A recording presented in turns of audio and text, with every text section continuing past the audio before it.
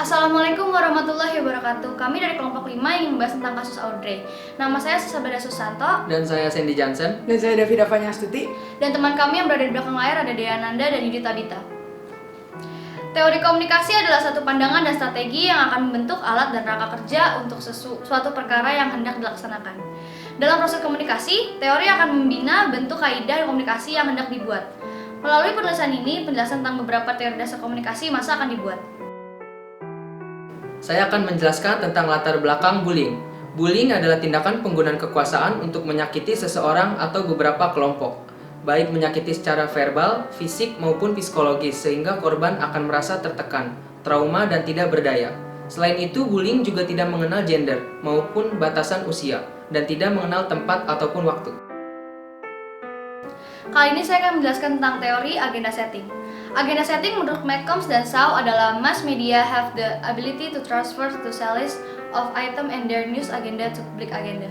Pengertian ini menjelaskan bahwa media massa memang memiliki kekuatan untuk mempengaruhi bahkan membentuk pola pikir audiens yang terkena terpaan informasinya. McCombs dan Shaw menerangkan lebih lanjut bahwa media massa mempunyai kemampuan untuk membuat masyarakat menilai sesuatu yang penting berdasarkan apa yang disampaikan media. Saya akan membacakan analisis kasus menggunakan teori agenda setting. Merujuk pada besarnya pemberitaan tentang kasus bullying Audrey, media mengarahkan kita dan masyarakat kita untuk menunjukkan atensi yang besar pada kasus tersebut.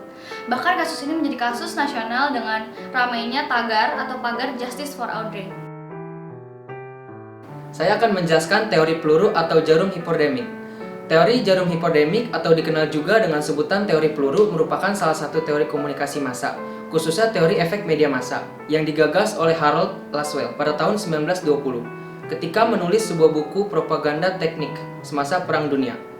Lalu menurut Berger, teori jarum hipodemik atau teori peluru mengasumsikan bahwa pesan-pesan media adalah seperti peluru yang ditembakkan dari senjata media kepada khalayak. Saya akan menjelaskan analisa kasus menggunakan teori peluru atau jarum hipodemik. Melihat respon yang diberikan khalayak yang menaruh banyak simpati pada kasus Audrey, maka komunikator berhasil menembakkan peluru ajaibnya atau pesan yang disampaikan kepada khalayak. Dalam hal ini, komunikan bahkan belum mengetahui kronologi yang sebenarnya. Saya juga akan menjelaskan teori kultivasi. Hipotesis dasar teori kultivasi adalah menonton televisi secara berlebihan dapat berdampak pada adanya kecenderungan untuk mempertahankan konsepsi tentang realitas yang seada dengan gambaran yang disajikan oleh media. Hasil dari analisis kultivasi atau teori kultivasi yang pertama dikenalkan oleh George Jepner dan Larry Gross di tahun 1976 dalam Journal of Communication dengan judul artikel Living with Television, The Violence Profile. Hasil penelitian menunjukkan bahwa permisah kelas berat melihat dunia sebagai tempat yang menakutkan. Saya juga akan menjelaskan analisa kasus menggunakan teori kultivasi. Menurut pandangan kronologi pada kasus Audrey ini, bahwa Audrey bermain play victim atau bisa bersandiwara di depan kamera dan media massa lainnya dengan berpura-pura menjadi korban.